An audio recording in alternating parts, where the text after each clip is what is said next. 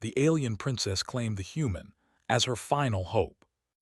It was a palace designed to impress, to intimidate, to show that no power in the galaxy could rival the Velkarans. But now, in its vast, echoing chambers, there was a sense of desperation that no decoration could hide. Princess Salith, the last heir to the Velkaran throne, stood at the highest balcony of the central hall.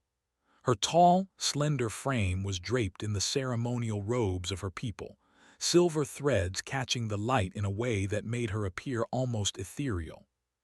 Yet beneath the royal composure her mind raced. She knew what everyone in the galaxy refused to admit: Velkara was dying. Its colonies were failing, its allies were abandoning it, and its once powerful fleets were stretched thin and obsolete.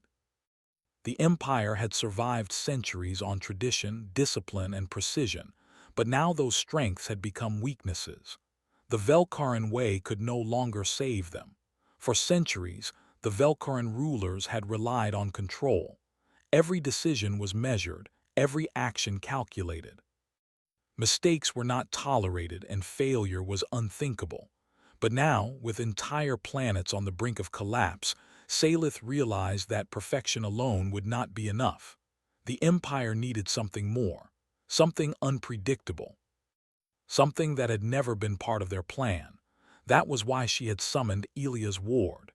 Elias was human, a species long considered insignificant by the Galactic Council. Humans were weak, short-lived, and technologically inferior compared to the Velkarans and countless other civilizations. They were noted mostly for their stubbornness and tendency to survive in impossible situations, traits that had been dismissed as primitive quirks by the galaxy's elites. Yet to Salith, these traits represented something powerful: potential. The court had gathered to witness the ancient rite, known as the Claim of Hope. The ritual allowed a Velkaran ruler to symbolically bind an outsider to the future of their people. It was rarely used, and when it had always involved a Velkaran of unmatched skill or intellect. The idea of choosing a human had shocked the council. Whispers filled the hall as Salith prepared to announce her decision. Elias stepped forward, unaware of the full implications of what awaited him. He had been a simple envoy, sent to discuss trade agreements and minor alliances. His species had been overlooked for centuries, often ignored in galactic politics. He was accustomed to being underestimated, which, in a strange way, made him perfectly suited for what came next. When Salith spoke, her voice was calm, yet carried an authority that silenced the murmurs instantly. "I claim Elia's ward, human of Earth, as the hope of Velkara," she declared. The words echoed through the hall, bouncing off polished metal and high ceilings, carrying a weight that made every listener hold their breath. Gasps rippled through the court. Council members exchanged incredulous glances. Some of the elder Velkarans muttered in disbelief, voices tight with fear and anger. "A human, of all species," one whispered. "How can we entrust the fate of our empire to a species so unremarkable?" Salith ignored them. She had anticipated their objections. The question was not whether humans were strong in the traditional sense. Strength, in the Velkaran mind, was measured by control, by mastery over technology, by the ability to plan centuries ahead. Elias and humanity as a whole were unpredictable. They adapted, they endured, they survived when others failed. That was the type of strength Velkara now needed. Elias felt a chill run down his spine. He had heard rumors of the Claim of Hope, but had never imagined he would be chosen. His mind raced with questions. What did it mean to be claimed? Was he now a servant, a political prisoner, a tool? The uncertainty was frightening, yet there was a spark of something else, a strange sense of purpose he had never felt before. Salith stepped down from the balcony, her eyes meeting his. "You do not need to understand it fully now," she said. "You only need to survive, to think, and to act. You will not face this alone, though it may feel that way at times. The Empire is counting on what you bring, what humans bring." Elias nodded, though he still did not fully grasp the enormity of the situation. His life, and perhaps the lives of billions across Velkara, had changed in an instant. The first days were overwhelming. Elias was introduced to the Central Council, a group of the most influential Velkarans in existence. Their faces were sharp, their eyes cold, and their demeanor unyielding. They did not welcome him, they scrutinized him. Every human habit, every hesitation, every question he asked was measured and analyzed. They had seen countless species fail, and had little patience for one they considered weak. Yet Elias observed something the Velkarans themselves seemed to forget. Fear could be a teacher. He noticed that while the council prized control, they often failed to anticipate variables outside their rigid systems. Plans collapsed when unexpected events occurred, not because the Velkarans were incompetent, but because they refused to embrace the messy reality of life. Humans, he realized, thrived in chaos. The first challenge came sooner than expected. A neighboring colony, known for its strategic resources, had fallen into unrest. The Velkaran fleet had struggled to restore order, and their usual methods, precision strikes and calculated intimidation, had failed. Salith turned to Elias. "Humans survive when everything fails. Show me how you would handle this." Elias took a deep breath. He had no army at his command, no advanced weapons, and no authority in the traditional sense. What he had was something different: creativity, empathy, and a willingness to take risks others would not. He proposed a plan that shocked the council. Instead of overwhelming force, he suggested negotiation, local support, and small, incremental changes. He called for the Velkarans to work alongside the colonists, to listen, to adapt, to learn from their mistakes instead of imposing solutions from above. The council murmured in disbelief. They had never dealt with problems this way. To them, compromise was weakness. Yet Salith, who had observed Elias carefully, knew he was right. She allowed him to proceed. Over the next few weeks, Elias worked tirelessly.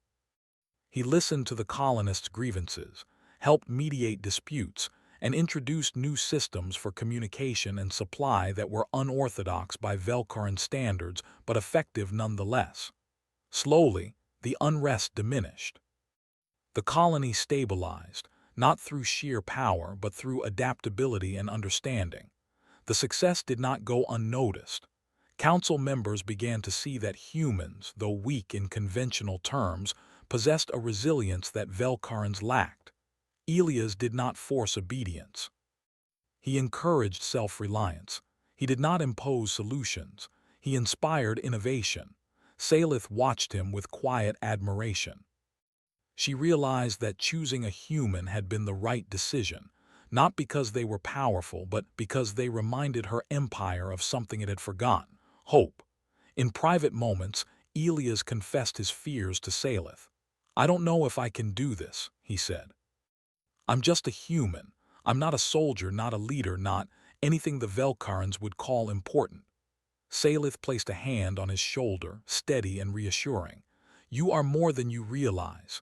Humanity has survived wars, disasters, and countless failures. You adapt. You endure. You inspire. That is exactly what we need. Do not underestimate yourself," Elias warned. Despite the enormity of the task, Elias felt a spark of determination. For the first time in his life, he understood that being underestimated was not a weakness. It was an opportunity.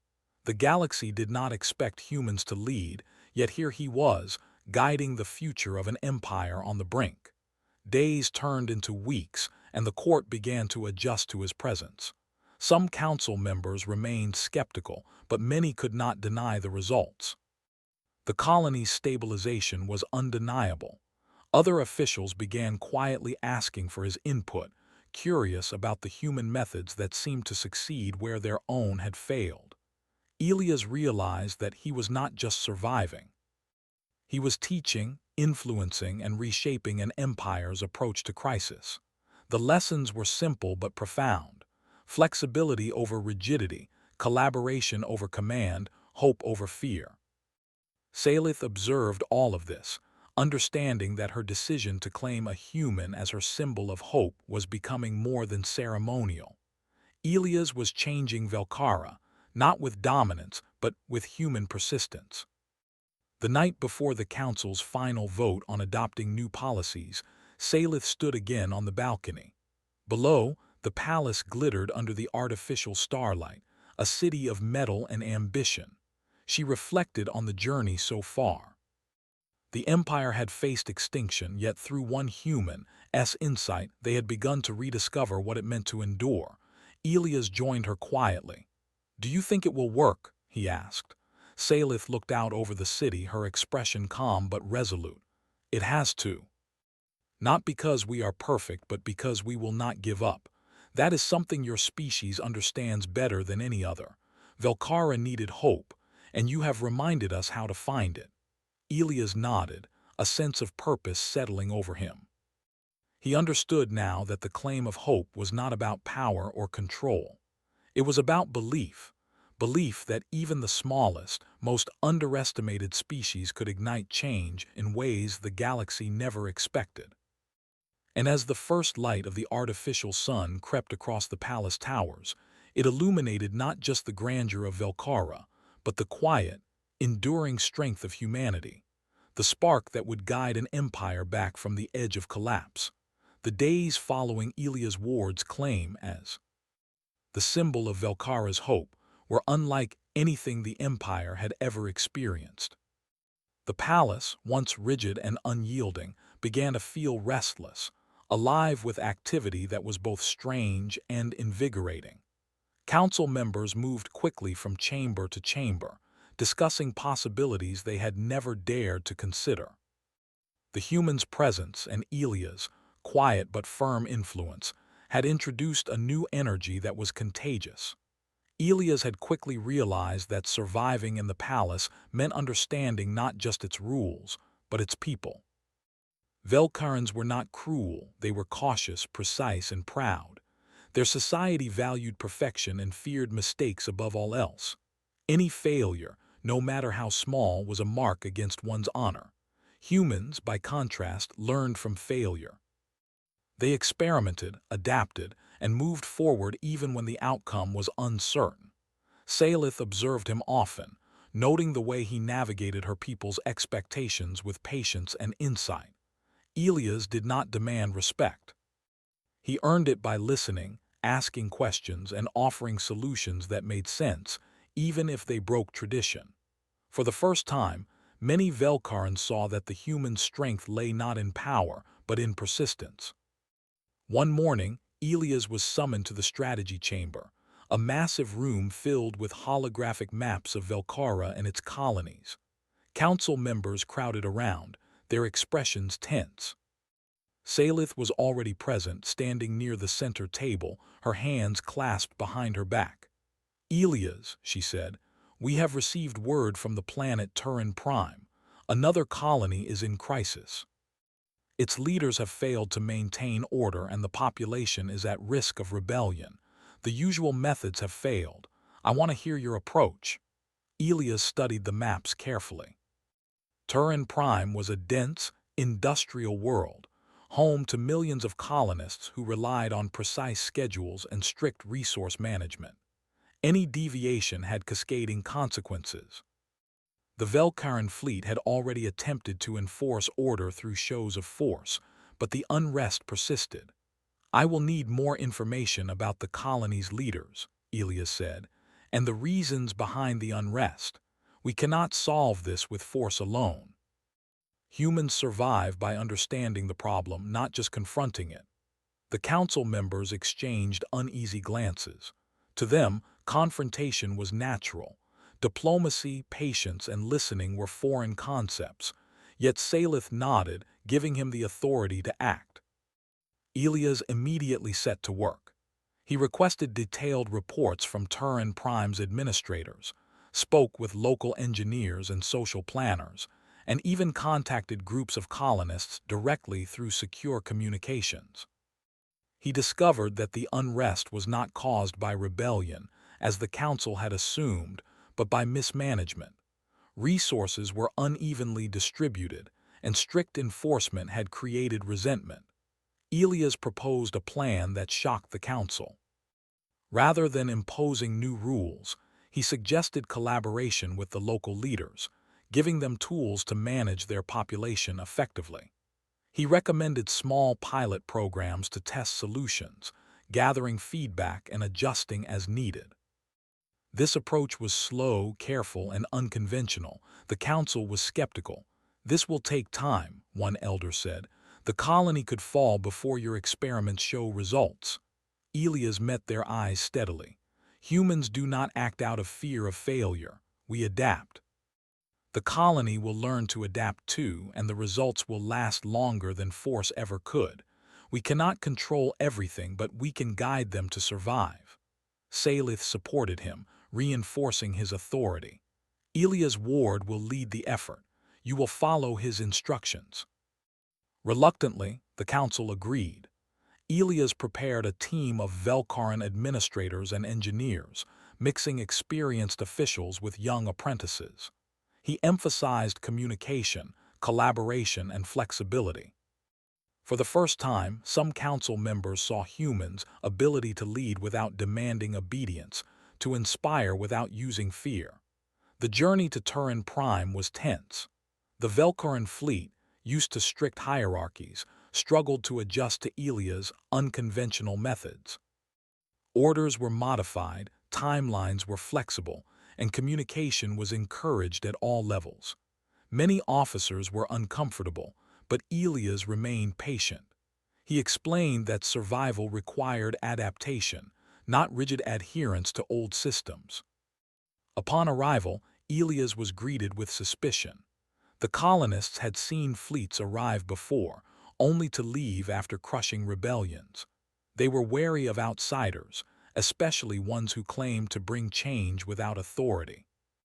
Elias began by meeting community leaders, listening to their grievances, and asking questions no one else had thought to ask. He did not promise immediate solutions. He promised understanding and collaboration. Slowly, trust began to form. Colonists saw that he was not there to enforce rules, but to help them organize resources, resolve disputes, and build systems that worked for their unique situation.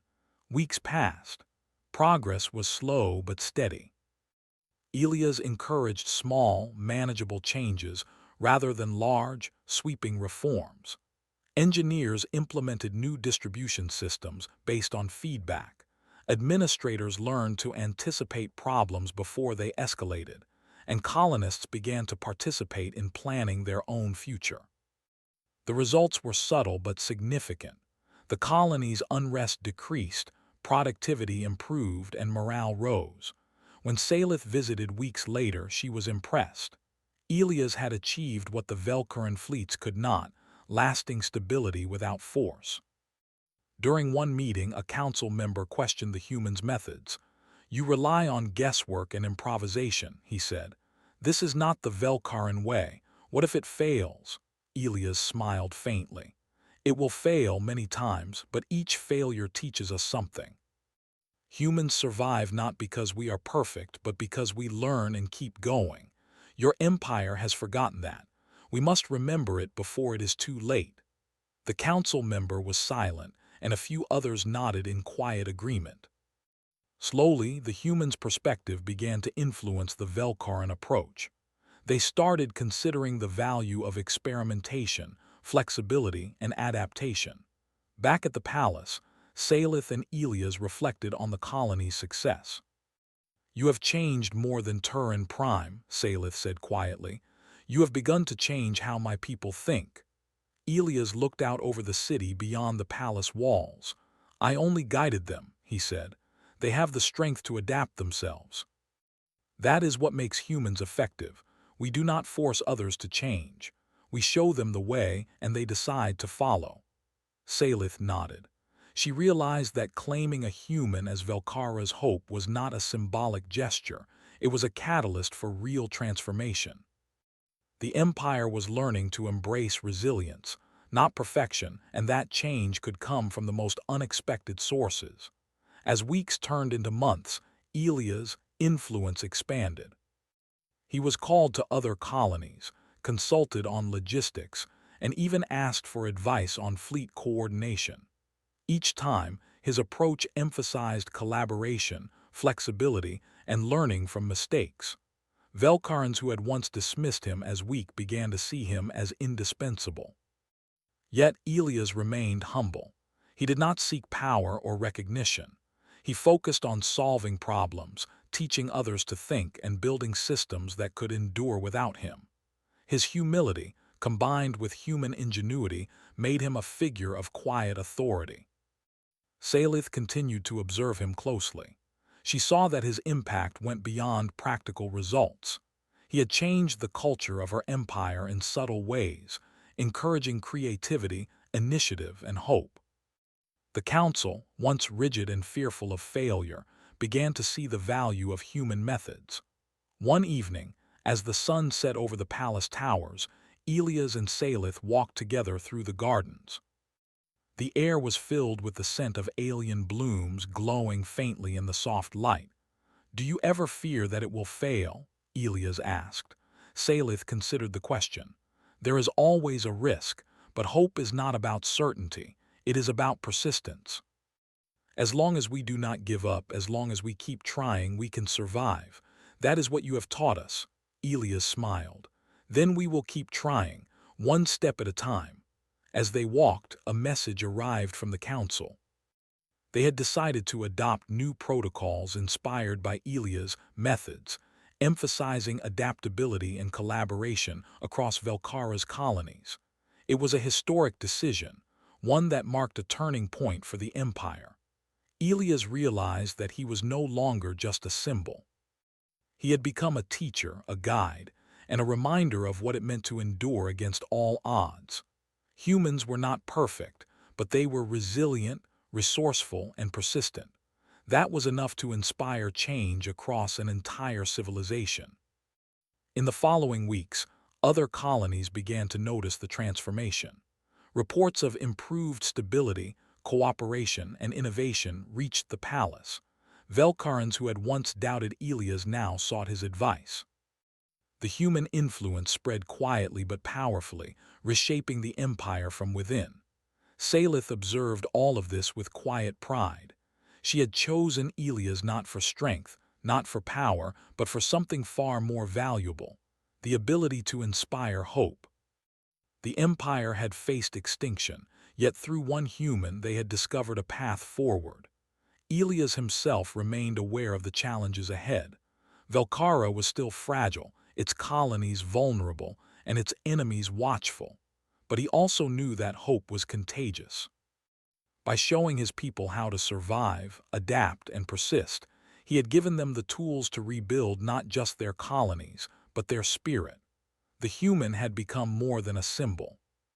He had become a catalyst for change, a reminder that even the smallest and most underestimated species could make a difference in the galaxy. And as he continued his work, guiding Velkara one step at a time, Elias Ward understood that the true power of humanity lay not in conquest or control, but in endurance, creativity, and the unyielding belief that tomorrow could be better than today. The winds of change swept quietly through the Velkaran Empire, though not everyone welcomed it. While many colonies began to thrive under Elias Ward's human-inspired methods, others bristled at the disruption of tradition. Old loyalties and old fears ran deep, and the council members who had once dismissed Elias as insignificant began to question his influence. Some whispered behind closed doors, claiming the human was dangerous, that he would undo centuries of Velkaran order. Salith, however, remained steadfast. She had seen what humans could do when allowed to act, and she knew that Elias' approach, collaboration, experimentation, hope, was the only path forward. The empire had been on the brink of collapse, and Velkara's survival depended on embracing adaptability, not clinging to outdated perfection. One morning, a new crisis arrived. Reports came from a distant colony on the ice world of Krithia, a planet rich in resources but harsh in environment. A violent storm had destroyed communication arrays, cutting the colony off from Velcara for weeks. Supplies were dwindling, morale was low, and the colonists feared starvation. The council convened urgently in the strategy chamber, holographic maps flickering with updates from the planet. The usual methods, sending ships with strict orders, enforcing strict rationing, had little chance of success.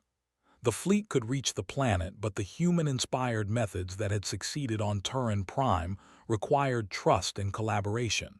Salith turned to Elias. "Krithia will test everything we have learned. You will lead the mission." Elias studied the reports carefully. The storm had caused widespread damage, but humans were resilient. "We will need to work closely with the local leaders," he said. "We must assess the situation, prioritize survival, and implement solutions that adapt to their needs. Force alone will not succeed." The council exchanged uneasy glances. The humans' plan did not include immediate military control or rigid command structures.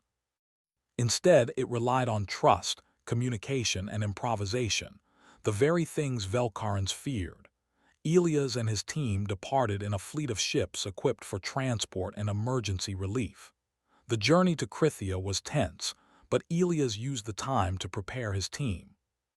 He emphasized flexibility over strict adherence to protocol and encouraged them to listen to the colonists rather than impose authority. When they arrived, the storm's aftermath was devastating. Buildings were damaged, supply lines were broken, and the colonists were exhausted. Many were skeptical of the newcomers, fearing that Velcara had abandoned them. Elias approached carefully, introducing himself not as a commander, but as a helper. He spent days meeting with leaders and citizens alike, listening to their experiences and understanding their needs. He asked questions no one had thought to ask: which areas were most vulnerable, what resources were available locally, and what the colonists themselves could do to rebuild. Small steps followed. Engineers began repairing communication arrays, while administrators implemented flexible rationing systems based on feedback from the population. Citizens were encouraged to take initiative, to solve problems within their own communities. Slowly, trust grew. The colonists realized that Elias was not there to control them, but to guide them. As the days passed, progress became visible. Communication was restored, resources were distributed more effectively, and morale improved. The storm's damage was gradually repaired, but more importantly, the colonists had learned to work together, adapt to unexpected challenges, and plan for the future. Back in the council chambers, news of Krithia's recovery sparked both admiration and concern. Some members praised the humans' methods, noting that colonies were thriving where traditional Velcaran control had failed. Others warned that relying on an outsider was dangerous, that the Empire's fate should not rest in the hands of a single human. Salith addressed the council with calm authority. Elias Ward's methods are not about obedience or tradition. They are about survival. Velcara has faced extinction, and the only way forward is to learn from those who can adapt. Humans endure because they innovate, because they persevere. We must embrace that strength if we are to survive. Even some of the skeptics nodded. Results were undeniable. Krithia's stabilization had prevented a disaster and demonstrated that Elias' approach could be applied across the Empire. Velcarans who had resisted change began to reconsider, realizing that adaptability could coexist with tradition rather than replace it. Despite the successes, Elias remained aware that challenges were far from over. The galaxy was not static, and Velcara's enemies were not idle. Reports came of neighboring empires watching Velcara's recovery with suspicion. Some saw the human influence as a threat, a weakness to exploit. Elias knew that the Empire needed not only internal reform, but also external preparation. He proposed a series of drills and simulations to test the fleet's response to unexpected crises. Unlike traditional exercises, which focused on flawless execution. These simulations introduced random variables and unforeseen events. The goal was to teach Velkaran officers to adapt, to think critically under pressure, and to accept that mistakes were part of learning. The results were mixed but promising. Many officers struggled at first, unaccustomed to improvisation and uncertainty. But as the exercises continued, they began to see the value in flexibility. Small successes built confidence, and the humans' insistence on perseverance inspired them to push further. During one particularly difficult simulation, a sudden system failure forced the fleet to reroute and improvise repairs on damaged vessels. Officers who had once relied solely on protocol now collaborated across departments, sharing ideas and solutions. The simulation ended with a successful outcome, proving that Velkarans could learn to adapt when guided by human methods. Salith watched the exercise with a mixture of pride and relief. The Empire was beginning to change, not because it had no power, but because it was learning to survive in ways that had never been considered before. Elias had become more than a symbol. He was a teacher, a catalyst for growth, and a reminder that strength was not measured by perfection alone. Yet, even as internal stability improved, external threats loomed. Scouts reported unusual movements in the outer territories, fleets of unknown origin, exploring and testing Velkara's borders. The council grew anxious, debating whether to respond with force or diplomacy. Elias urged caution, advocating observation, intelligence gathering, and strategic preparation rather than immediate confrontation. "The galaxy is full of surprises," he explained. "We cannot control everything. We can only prepare, adapt, and respond. That is how humans survive, and that is how Velkara will survive." Salith agreed, allowing Elias to lead reconnaissance missions and develop contingency plans. His human perspective brought a fresh approach to defense, decentralized decision-making, rapid response teams, and flexible strategies. The Velkaran fleet began to learn that power was not just about numbers and firepower, but also about adaptability and coordination. As weeks turned into months, Velkara experienced a quiet transformation. Colonies stabilized, fleets became more resilient, and the Council slowly accepted human-inspired strategies. Change was slow, but tangible, and hope began to take root across the Empire. Elias, however, remained humble. He never claimed credit, never sought authority beyond what was necessary. His focus was always on teaching, guiding, and enabling others to succeed. Velkarans who had once doubted him began to admire his patience, insight, and determination. They saw that humans thrived not through perfection, but through persistence, creativity, and the ability to endure.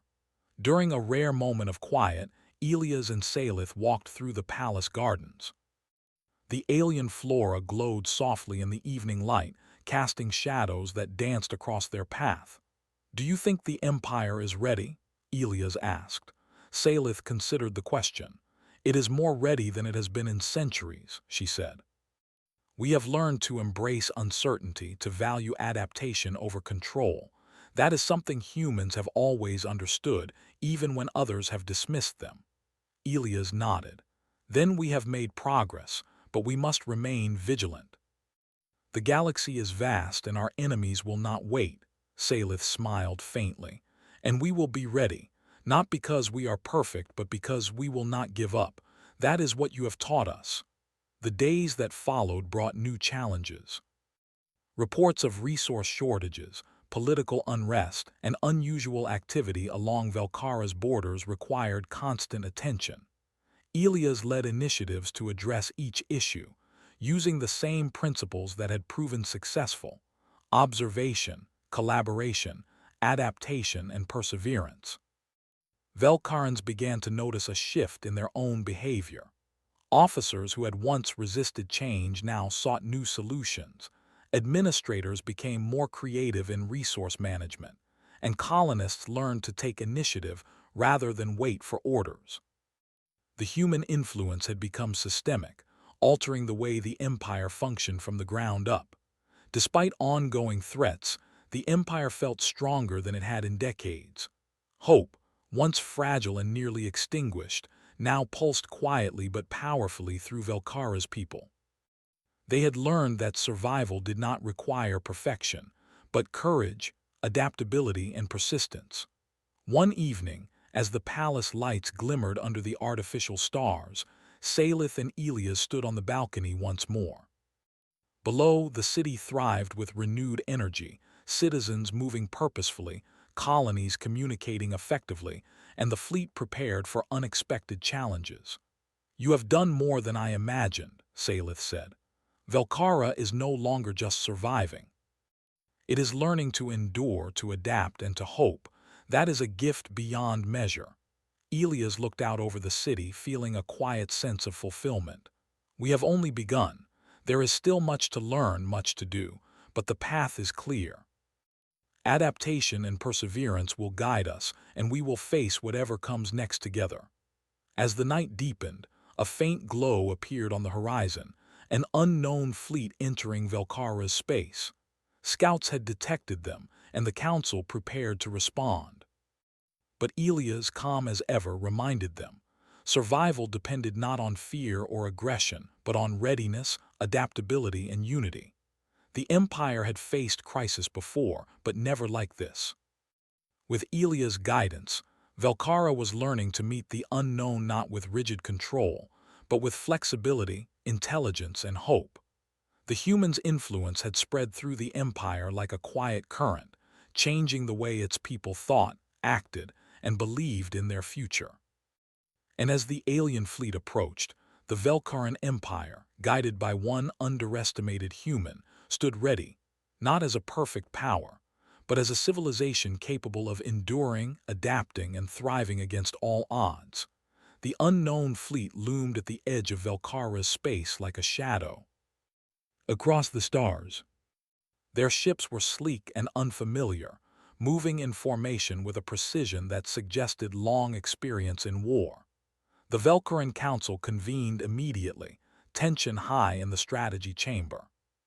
Every member knew the stakes. This was the first real test of the new way of thinking, the human-inspired adaptability that had begun to spread across the Empire. Salith stood at the center of the chamber, her expression calm, yet her mind raced. She had seen what Elias Ward could do, how humans could survive and thrive against impossible odds. Yet even she knew that facing an unknown force, potentially hostile, would require every ounce of ingenuity, courage, and cooperation the Empire had learned to embrace. Elias studied the fleet on the holographic display. He noticed patterns, flight paths, and unusual behaviors. "We cannot assume they will attack immediately," he said. "We do not know their intentions. We need intelligence, observation, and readiness. Force alone will not protect us, but preparation and adaptability will." A council member, clearly uneasy, interjected. "Human, you are speaking as if we can reason with an unknown enemy. What if they attack without warning? Should we not strike first?" Elias shook his head. "Striking first may provoke what we cannot predict. We survive not by reacting with fear, but by preparing to respond intelligently. Observe, learn, and adapt. That is how humans endure, and that is how Velkara will endure." Salith nodded. "We will follow Elia's guidance. Prepare reconnaissance teams and defensive units, but do not engage unless necessary. We will learn first." Velkara's fleets were mobilized with a new philosophy.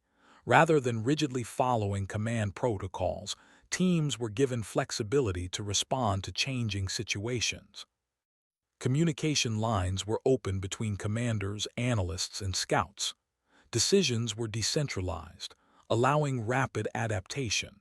For the first time, many officers realized that survival depended not on orders alone, but on the ability to think, adapt, and act independently. Elias led a small reconnaissance mission closer to the approaching fleet. As they drew near, they discovered the aliens were not immediately hostile. Instead, they moved cautiously, scanning the region as if testing Velkara's response. The unknown fleet's behavior suggested intelligence, strategy, and curiosity, all traits that humans could understand and respond to without panic. Returning to the palace, Elias reported his findings. They are cautious, calculating. They are observing us.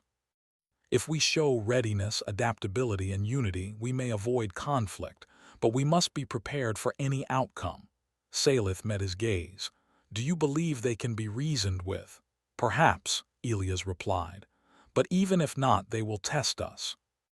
And Velkara will be ready, because we have learned to survive uncertainty. Days passed as the fleet moved closer. Velkara's forces, guided by Elia's principles, conducted drills, improved communications, and reinforced vulnerable colonies. Colonists were instructed on emergency protocols, engineers strengthened supply chains, and fleet officers coordinated adaptive strategies. The entire empire moved as one, not with blind obedience, but with informed flexibility. As the alien fleet reached Velkara's outer space, a tense silence filled the galaxy. Sensors detected unknown signals, broadcasts of unfamiliar origin. Some council members feared the worst, preparing for immediate engagement. Elias urged caution. Do not assume hostility. Observe, analyze, and adapt. This is what humans do. This is what will keep Velkara alive. A message finally arrived from the alien fleet, transmitted in an unfamiliar code. Velkaran linguists struggled to interpret it. Elias stepped forward, analyzing patterns, rhythms, and repeated sequences. Within hours, he had deciphered the message. It was a diplomatic communication, a request to meet and establish terms. The fleet was not immediately hostile. It sought information, perhaps testing Velkara's intentions. Salith breathed a quiet sigh of relief. She turned to Elias. Your approach has done more than stabilize the empire. It may have prevented a war before it began. Elias nodded. Observation, understanding, and adaptability. These are the tools that survive uncertainty. Velkara has learned them. Now we must use them wisely. A delegation from the alien fleet arrived at Velkara's palace under careful supervision. Elias guided the preparation, advising on protocols that balanced security with openness. When the aliens entered the grand halls, they were met with calm, organized, and prepared hosts. Velkara's council, for the first time, acted with confidence rooted in adaptability rather than fear. The alien leaders were imposing but not hostile. Their voices were measured, their movements deliberate. They had expected fear, rigidity, and intimidation. Instead, they encountered an empire that had learned to respond intelligently, to observe, to communicate, and to adapt. The discussions were cautious but productive. Velkara offered insight into its fleet, its colonies, and its principles. The aliens listened, asked questions, and slowly revealed their own motives. They sought trade, knowledge, and mutual understanding, testing Velkara's ability to respond as a partner rather than a weak target. Elia's presence was crucial. His calm reasoning, insistence on observation and collaboration, and ability to anticipate both sides' concerns facilitated a dialogue that might have been impossible under traditional Velkaran methods. Where rigid authority might have caused suspicion, human adaptability built trust. Over weeks of negotiation, the aliens and Velkara reached preliminary agreements. Trade routes were opened, joint exploration initiatives were discussed, and protocols for mutual defense were established. Velkara had survived a potential threat not through force, but through intelligence, preparation, and flexibility, a testament to the lessons Elias had brought. Back in the palace, the council gathered to reflect on the outcome. Some members were still skeptical of the humans' methods, but the results were undeniable. Velkara had faced a powerful, unknown force and emerged with alliances instead of conflict. The empire had learned that survival depended not on perfection, but on adaptability, collaboration, and courage. Salith addressed the council, her voice firm. The human we once doubted has shown us a path forward. Velkara's strength lies not in our technology alone, nor in rigid command, but in our ability to endure, to learn, and to adapt. We have faced a test and passed. Let this be a lesson. Hope and resilience are as powerful as any fleet. Elias, standing beside her, remained humble. He did not seek praise, only the success of the empire he had been chosen to help guide. He had learned much about Velkaran society, and in turn, they had learned from him. Humans, underestimated for centuries, had demonstrated the quiet strength that comes from persistence, creativity, and unwavering belief in the possibility of survival. In the weeks that followed, Velkara flourished in ways unseen before. Colonies stabilized, trade routes expanded, and the fleet became more resilient. The Council adopted human-inspired methods across administration, logistics, and diplomacy. Mistakes were no longer feared but analyzed, failures were treated as lessons, and innovation became valued over mere adherence to tradition. Elias reflected on the journey. He had arrived as an envoy, chosen in a moment of desperation to embody hope. He had faced skepticism, distrust, and the enormity of an empire on the brink. Yet through patience, collaboration, and human resilience, he had guided Velkara toward renewal. Salith observed the empire she had inherited and the changes that had taken root. She realized that claiming a human had not been a gamble, it had been a necessity. Humanity had shown Velkara that survival was not about being the strongest, but about enduring, adapting, and never giving up. The galaxy, vast and unpredictable, would continue to test Velkara. There would be new threats, unknown challenges, and unforeseen crises. But now, the Empire was ready in a way it had never been before. Its people had learned the power of adaptability, collaboration, and hope. On a quiet evening, Elias and Salith stood once more on the balcony overlooking the city. Lights flickered across the towers, colonies communicated efficiently, and fleets moved with coordinated precision. "You have done more than I ever imagined," Salith said softly. "Velkara is no longer just surviving, it is learning, growing, and enduring." Elias nodded, watching the horizon where stars shimmered faintly. "We have only begun. There will always be challenges. But as long as we persist, adapt, and work together, Velkara will continue to endure. Humans survive because we believe tomorrow can be better. That is a lesson worth remembering." Salith smiled, a quiet warmth in her expression. "And thanks to you, Elias Ward, the Empire has learned that lesson. Hope is no longer a symbol. It is a living force, guiding us into the future." The human and the princess stood side by side, gazing at the stars. The unknown fleet had tested Velkara, and the Empire had endured. Not because it was perfect, not because it was unstoppable, but because it had learned the strength of persistence, adaptability, and belief in a better tomorrow. In the vast galaxy, civilizations rose and fell, empires expanded and contracted, and stars burned and faded. Yet Velkara, guided by the lessons of a single human, had discovered a truth that no power could erase. Survival belonged not to the strongest, but to those who refused to give up, who adapted to every challenge, and who carried hope even in the darkest hours. Elias knew that humanity's legacy in Velkara was secure, not through conquest, but through inspiration. The Empire had been renewed, and the galaxy had witnessed the quiet power of one underestimated species. And as the night deepened, stars stretching infinitely across the sky, Velkara stood prepared, resilient, and hopeful, ready to face whatever the future might bring. The human who had been claimed as hope had proven that even in the face of uncertainty, persistence, adaptability, and belief in a better tomorrow could change the destiny of an entire civilization. The alien princess claimed the human as her final hope.